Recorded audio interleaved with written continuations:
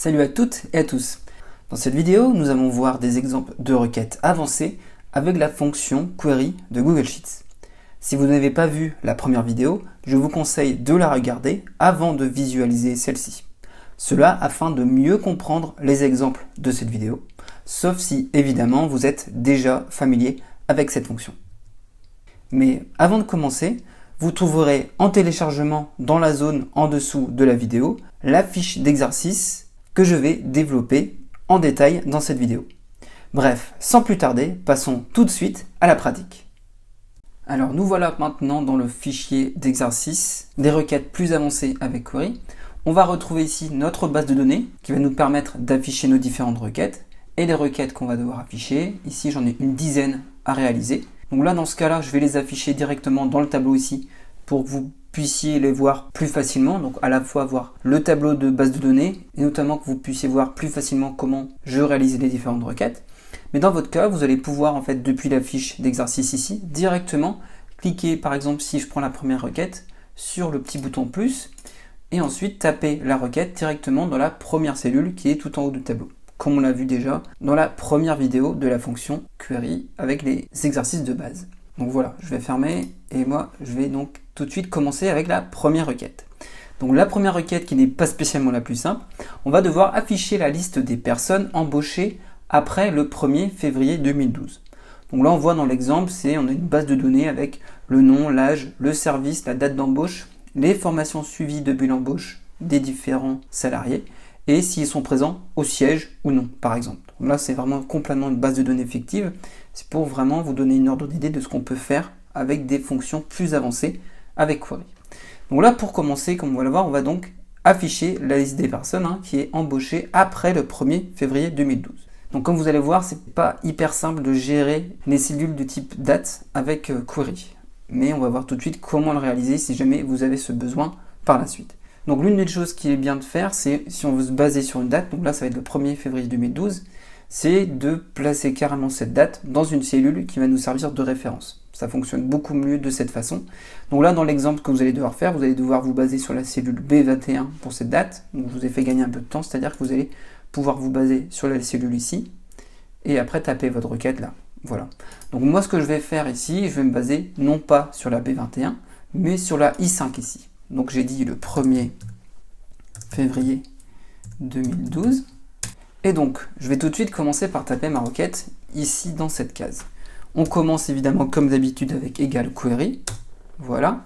Donc là, pour gagner du temps, j'ai également créé une plage nommée, comme on l'a vu dans la vidéo précédente, que j'ai appelée ici BDD-entreprise. Voilà. Et comme vous le voyez, ça prend en compte en fait de la plage de cellules B6 à G17. Donc, point virgule, maintenant ma requête. Ce que je veux afficher la liste des personnes embauchées après le 1er février 2012. Donc là, je ne laisse pas spécifier, mais je vais simplement prendre en fait le nom et la date d'embauche. Donc pour cela, on va prendre le nom donc, de la colonne B et la date d'embauche qui est E. Donc, mes guillemets, après select, espace, donc la colonne B et E. Donc là, je reprends le nom et la date d'embauche. Where. Et donc, là, mon critère, je veux afficher les personnes qui ont été embauchées après le 1er février 2012. Donc là, je veux agir sur la colonne E. Et donc, je veux toutes les dates qui sont supérieures au 1er février 2012. Donc, on commence avec E supérieur. Et c'est là où ça se complique un peu. Donc là, on va utiliser date. Et ensuite, pour préciser la date, on va devoir utiliser une fonction. Donc là, je vais utiliser l'apostrophe. Ensuite, les guillemets. Et je vais rajouter et là on va utiliser la fonction texte en fait qui nous permet de convertir un nombre en texte directement. Ensuite ma parenthèse, là je vais définir ma date. Donc là ma date c'est simple, j'ai directement tapé ici dans I5, voilà. Ensuite point virgule et là je vais devoir renseigner le format de date. Donc en général pour que ça fonctionne on va être obligé de prendre le format anglais, c'est-à-dire entre guillemets ça va être année. Après, entre tirer le mois, le jour. Donc, on a year, month, day. Ensuite, je ferme mes guillemets, je ferme ma parenthèse, je vais rajouter le et commercial, mon guillemet également pour fermer encore, et je n'oublie pas également mon apostrophe et mon guillemet, ma parenthèse, et je valide avec entrée. Et voilà, j'ai bien mon résultat. Donc ça m'affiche bien 2015, 2012 on voit, évidemment c'est après le 1er janvier, 2016, 2017, 2018. Et je vois par exemple ça ne m'affiche pas 2010, 2011, etc. Donc là ici j'ai bien 5 résultats, ça correspond bien à mon besoin ici. Donc là comme vous le voyez, c'est vraiment pas la requête la plus simple. On est vraiment obligé ici de passer par tout cela, voilà, pour pouvoir prendre en compte cette date. Je vais supprimer, on va passer à la requête 2. Donc la deuxième requête, on va devoir afficher le nom des salariés et ajouter une formation supplémentaire à la liste des formations. Donc là l'idée ici, c'est de retrouver le nom des salariés et en fait de reprendre cette liste ici juste en face et d'incrémenter un +1 pour cette colonne ici. Donc là en fait ça nous permet d'utiliser des additions, à savoir qu'on pourrait très bien utiliser des soustractions, des multiplications, etc. Donc là c'est le but de cette requête, vous montrer qu'on peut additionner, soustraire, multiplier, etc. sur une colonne par exemple. Donc je recommence, égal query, je reprends ma base de données, voilà, point virgule, voilà, mon guillemet. Ensuite, on veut rajouter le nom, voilà, et on veut incrémenter +1 à la colonne F. Donc, tout simplement, j'ouvre mes parenthèses, je prends la colonne F et je fais +1. Tout simplement. Je ferme ma parenthèse, je ferme mes guillemets et ma parenthèse et je tape Entrée. Et là, comme vous le voyez, ça a mis un +1 à toutes les formations. Donc, Emma qui avait 2, elle a 3. Thomas qui avait 5 à 6, etc. Donc là, comme on le voit, c'est juste en fait le libellé ici qui est pas très beau. On va le voir sur une des prochaines requêtes pour changer notamment ce libellé et avoir quelque chose de plus parlant. Mais là déjà, comme vous le voyez, c'est très simple si vous souhaitez rajouter un +1 sur une colonne. Il suffit de en fait bien encapsuler la colonne en question et de faire en fait le calcul que vous souhaitez réaliser à l'intérieur de ces parenthèses. Donc là ici c'était une addition, mais vous pouvez très bien soustraire, multiplier, etc. Ensuite, pour la requête 3, on va devoir afficher la moyenne d'âge des salariés par service. Donc pour cela, hop, je supprime ici, on repart, égal, query. Ensuite, donc je resélectionne à nouveau ma base de données, select. Donc là, pour avoir la moyenne d'âge par service, déjà je vais afficher les services, donc c'est la colonne D ici. Ensuite, pour faire la moyenne, en fait, ça va être simplement AVG. Et je veux la moyenne de quoi? De l'âge, donc ça va être C, voilà. Et ensuite, je veux regrouper tout ça par, en fait, le service. Donc pour cela, on va utiliser group by. Et on veut group by de quoi? De D par service. Je n'ai plus qu'à fermer mes guillemets, ma parenthèse, et je valide avec entrée. Voilà. Et j'ai directement ici la moyenne d'âge par service directement.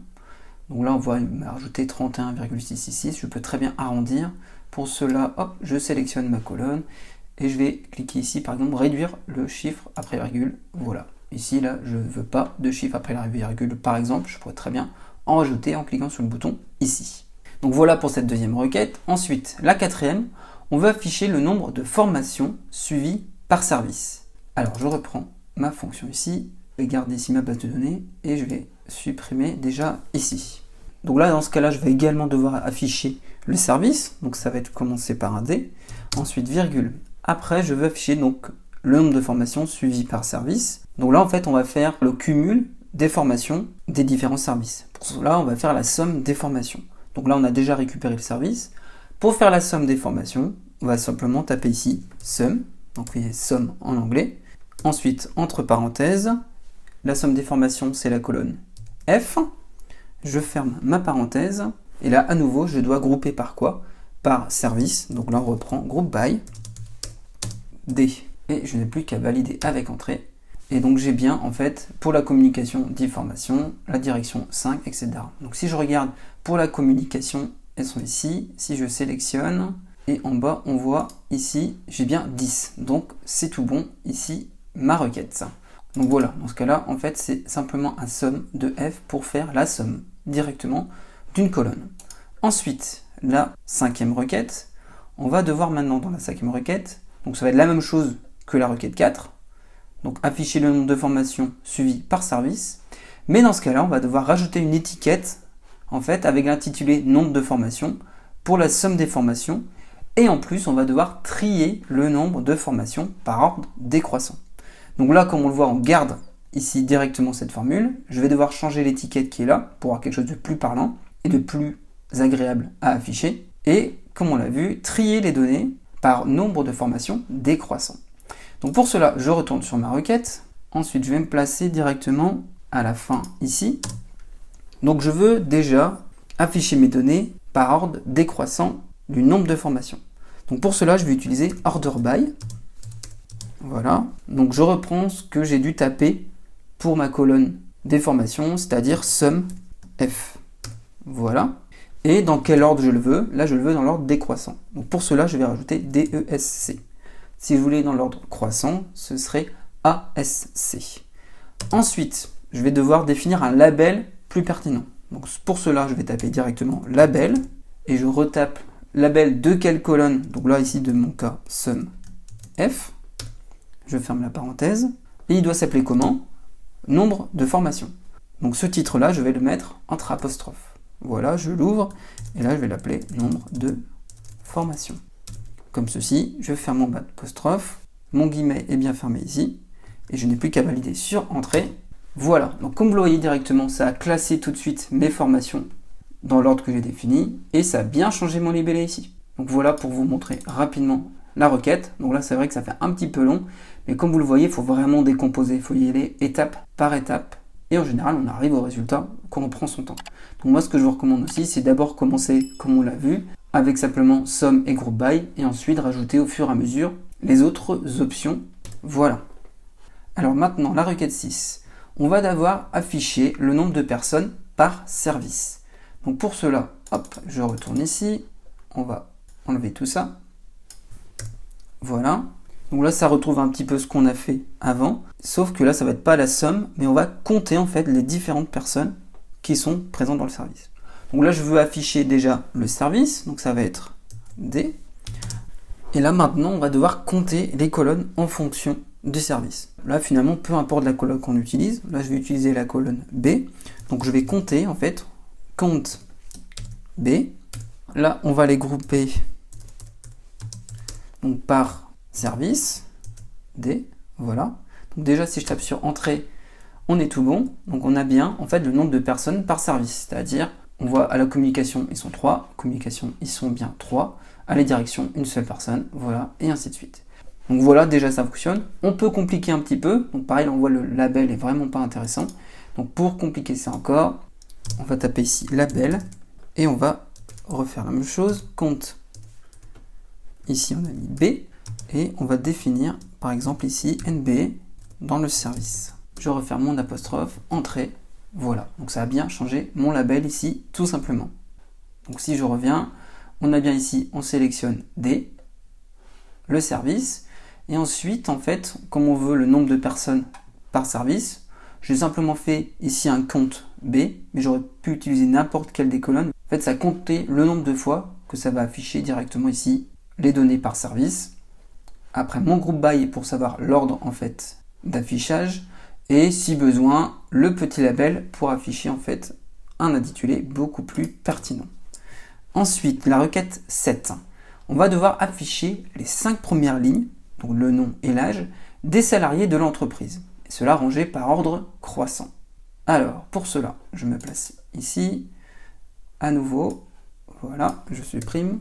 Donc là, on a dit déjà, je dois afficher le nom et l'âge. Donc le nom, ça va être B. L'âge, c'est la colonne C, voilà. Donc dès les salariés de l'entreprise, et cela rangé par ordre croissant. Donc là, finalement c'est simple, mais là on doit limiter. On veut simplement les 5 premières lignes. Donc on a vu B et C. Après, je veux ordonner ça par âge, donc order by C. Et donc l'ordre, on a dit, ici on a dit par ordre croissant, donc c'est bien ASC, voilà. Et on doit le limiter à 5. Donc là, c'est tout simple, simplement limite 5. Je tape Entrée, voilà, et j'ai donc bien 1, 2, 3, 4, 5, les 5 premières personnes, et j'ai bien l'âge qui va de 24 à 36 ans. On a bien ici dans l'ordre. Donc voilà, donc là ce qui est intéressant ici à savoir, c'est que si vous avez besoin de limiter le nombre d'affichage des données, il faut bien utiliser simplement ici limite. Donc voilà pour cette requête. Ensuite, la requête 8. on va devoir afficher la liste des personnes qui ont un âge inférieur ou égal à 30 ou qui font partie du service marketing. Donc là, dans ce cas-là, ça nous permet en fait d'utiliser l'option OR. En fait, on a bien deux critères. C'est-à-dire, on va afficher les personnes qui ont un âge inférieur à 30 ou alors, s'ils n'ont pas ce critère-là, elles font partie du service marketing. Donc là, dans ce cas-là, on va afficher ici, comme on le voit bien, toutes les personnes qui ont l'âge inférieur à 30. Et si je prends en marketing, on voit par exemple, il y a Sonia qui a 41 ans. Donc là, elle va aussi rentrer dans ce cas-là, non pas parce qu'elle a moins de 30 ans, mais parce qu'elle fait partie du service marketing. Pour cela, on repart. Ma sélection se fait ici. On a dit, on veut la liste des personnes. Donc là, je vais par exemple afficher le nom, l'âge et les services. Donc B, C et D. Donc where, on a dit le premier critère où l'âge est inférieur à 30. Donc ça va être C est inférieur, comme ceci, à 30, ou que les personnes font partie du service marketing. Dans ce cas-là, c'est OR. Et là, en fait, le service, ça va être D est égal à marketing. Donc là, je n'oublie pas mon apostrophe et marketing. Je ferme mon apostrophe et je valide avec entrée. Voilà. Donc j'ai bien les différentes personnes qui ont moins de 30 ans. Donc on voit bien Emma, Nabil et Charlie ici, 25, 24, 29. Et on retrouve quand même ici bien Sonia qui a 41 ans. Mais pourquoi elle est ici? C'est parce qu'elle fait bien partie du service marketing. Donc voilà, le OR, ça vous permet en fait d'ajouter une condition différente. Donc c'est un bon complément avec le et. Ici, on a bien le ou avec le OR. Ensuite, la requête 9. Donc, la requête 9 va devoir afficher les deux lignes d'entête dans la même ligne et uniquement les personnes présentes au siège. Donc là, en fait, la spécificité de cette requête, c'est si par exemple, vous vous rendez compte que vous avez plusieurs lignes d'entête. Donc là, c'est simple ici, j'en ai vraiment qu'une. Mais on pourrait imaginer que moi, je suis intéressé par afficher en fait la ligne d'entête qui est juste en haut, c'est-à-dire les 1, 2, 3, 4, 5, 6. Donc pour cela, on peut le faire, et c'est notamment l'option facultative qu'on a dans notre requête, qu'on a dans Query, que je vais vous montrer tout de suite. Et l'autre critère, on l'a vu, on va devoir afficher uniquement les personnes qui sont présentes au siège. Donc là, la condition est très simple, le siège est égal à 8 en fait.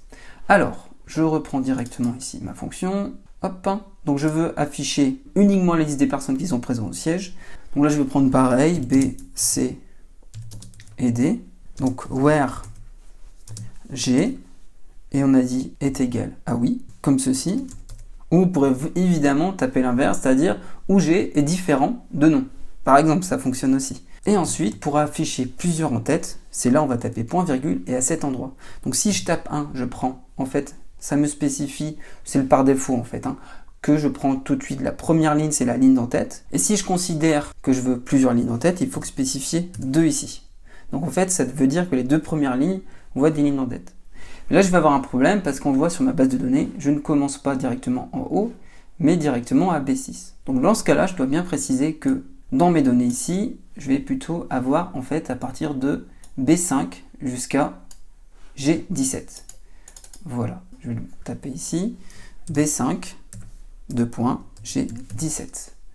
Je valide avec entrée, et voilà, on a bien le résultat attendu. Ça va nous prendre dans la première ligne, à la fois la première colonne d'entête et la deuxième. Comme ceci. Et ça nous affiche, évidemment, comme on l'a vu, simplement les personnes ici qui sont présentes au siège, où en fait la donnée c'est égal à oui ici. Donc comme on le voit, ici, je prends B, C, D, où G est égal à oui, et donc les entêtes de ici directement. Donc enfin, pour terminer la dernière requête, on va devoir afficher les données de la colonne A, B et C, mais depuis le tableau de données de la feuille Data Exercice 2. Donc en fait, là, l'idée, c'est, admettons, en fait, j'aurais pas spécialement mon tableau de données ici, mais il serait sur une autre feuille.